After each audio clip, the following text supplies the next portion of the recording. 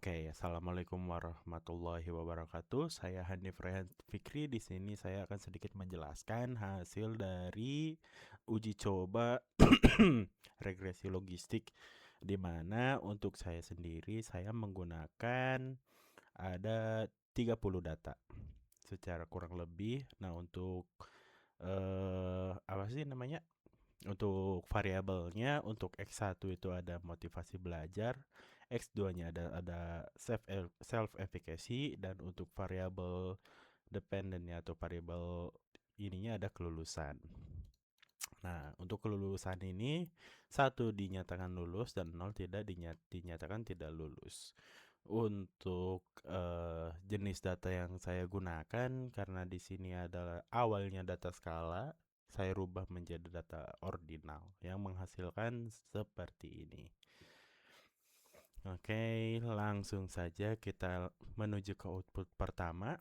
Untuk memasukkan data ke dalam RStudio, saya menggunakan CSP, di mana pertama saya menggunakan save as, kemudian misal saya taruh di download, saya rubah ke CSP seperti itu saja untuk caranya. Kemudian untuk R-nya saya masukkan secara manual menggunakan CSP, file CSP dari Excel ini. Oke, lanjut. Kemudian ada output kedua, yaitu statistik deskriptif, di mana didapatkan untuk min atau nilai terendah dari motivasi belajar adalah 40. Untuk kuartil satunya adalah 55,75, kemudian ada medianya ada 78, kemudian rata-ratanya ada 72,43, kemudian ada kuartil 3 atau kuartil atas yang biasa kita sebut itu ada 87,25, dan terakhir max-nya itu ada 95. Kemudian untuk variabel X2 atau self efficacy itu nilai min-nya ada 40, medianya 60, kemudian rata-ratanya ada 73,17, kemudian nilai maksimum atau tertingginya itu ada 95. Oke. Kemudian variabel untuk lulusnya ya minnya 1, minnya 0, medianya 1. Kemudian untuk rata-ratanya 0,66%, di mana proporsi lulusnya adalah 66%. Maaf. 46 benar. Jadi dikurangi ya. Benar 66%. Oke. Oke, untuk itu saja untuk penjelasan dari statistik deskriptif. Lanjut ke output ketiga, di mana ini adalah estimasi dari model.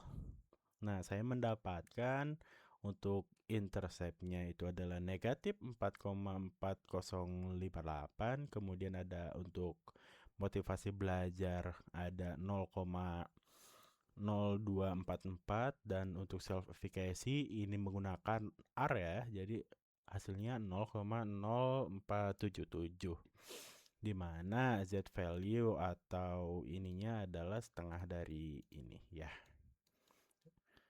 Oke, didapatkan untuk nilai signifikansinya. Untuk yang intercept itu signifikansinya sangat signifikan. Kemudian untuk yang motivasi belajar itu tidak signifikan atau hanya signifikan. Kemudian untuk yang self efficacy itu signifikan saja. Seperti itu. Ini untuk output dari R-nya. Ini. Kemudian ada sedikit penjelasan. Sampelnya sangat kecil sebanyak 30. Mohon maaf saya rubah karena untuk data awalnya itu ada 15, kemudian saya tambahkan menjadi 30. Ya. Lanjut ke output keempat, di sini menjelaskan tentang koefisien OODS ratio, di mana untuk OODS ratio ini dihasilkan semuanya ini sama seperti yang output ketiga tadi untuk koefisien betanya. didapatkan untuk tiap 1% kenaikan motivasi belajar, OODS lulus itu naik sebanyak 1 kali. Dah, hanya itu. Sama juga untuk self efficacy, tiap kenaikan 1% self efficacy, OODS naik menjadi 1,0488%, seperti itu. Ini adalah hasil ininya, X confident modelnya, dimana ini sangat kecil, sangat lebar, sangat sampel kecil gitu, seperti itu. Kemudian dilanjut untuk output yang kelima, dimana ini adalah tes uji signifikansi model. Nah, untuk uji signifikansi model didapatkan untuk hasilnya sebenarnya tidak bukan tidak sih, lebih ke kurang signifikansi ya. Nah, di sini. Nah, didapatkan p-value-nya 0,03320. Seperti itu. Dimana probabilitas X kuadratnya ya sebenarnya tidak ini ya, karena kalau kita lihat di output ke 10 nanti itu ternyata saat diagramnya ada, semua titiknya itu menyebar, tidak ada di sebuah vektor seperti itu, tidak di sebuah garis vektor. Oke, kemudian lanjut ke ini pseudo R square. Untuk R square-nya sendiri, ini hasilnya. Untuk McFadden R square didapatkan 0,18. Ini itu adalah signifikansinya lemah, ya kan? Kemudian untuk Cox and Shell R kuadrat didapatkan 0,2050, di mana signifikansinya baik, dan untuk Nagerkel R kuadrat ini adalah 0,2847, di mana signifikansinya juga baik. Udah? Yap. Lanjut ke output ke-7. Ini adalah hasil tebakan model, di mana ternyata ada 4 kesalahan model dalam menebak skor siswa. Karena untuk awalnya, untuk siswa dengan nomor berapa ini, maaf, 7, itu dia harusnya lulus walaupun dengan self efficacy yang kecil. Ya, ini sebenarnya sedikit apa ya namanya, keunikan dari data saya, di mana ada siswa dengan motivasi belajar yang tinggi dan juga self efficacy yang kecil, tetapi dia lulus seperti itu. Nah, prediksi dari model dia ternyata tidak lulus. Kemudian ada 3 yang lain di mana yang seharusnya tidak lulus walaupun dengan nilai besar, tapi dia tidak lulus. Ini juga salah satu anomali sebenarnya. Ternyata prediksi model dia meluluskan, seperti itu.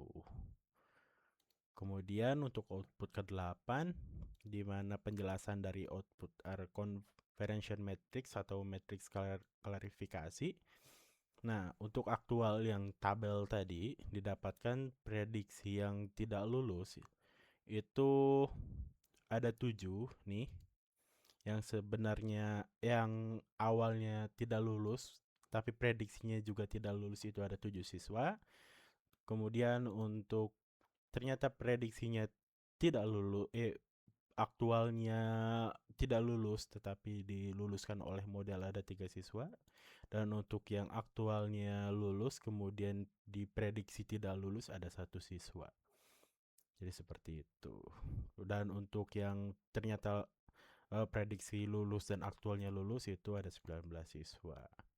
Ini adalah nilai presentasenya, akurasinya itu adalah 80%, sensitivitasnya ada 90%, dan spesifikasinya ada 60%. Oh ya, udah, ini untuk uji hipotesisnya.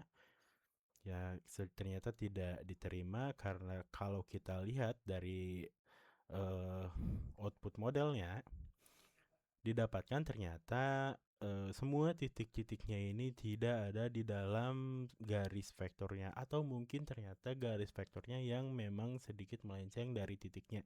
Kalau misal kita menggambar titiknya, garisnya lurus sesuai dengan yang ada di titik-titik ini, seharusnya nilai ini menjadi sebuah apa namanya, regresi yang linear. Tuh. Oke.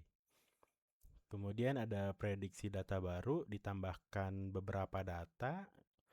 Nah, kemudian dihasilkan diprediksi kalau untuk yang nomor pertama atau siswa pertama, dia memiliki motivasi belajar rendah tetapi self efficacy-nya tinggi, cukup rendah juga, ternyata diprediksi tidak lulus. Kemudian untuk siswa kedua, dia memiliki motivasi belajarnya itu 50 dan self efficacy-nya 80. Itu ternyata diprediksi lulus. Dan untuk yang terakhir, siswa nomor 3 itu memiliki motivasi belajar 60 dan self efficacy 90, diprediksi akan lulus juga. Oke, mungkin cukup sekian pemaparan saya dari hasil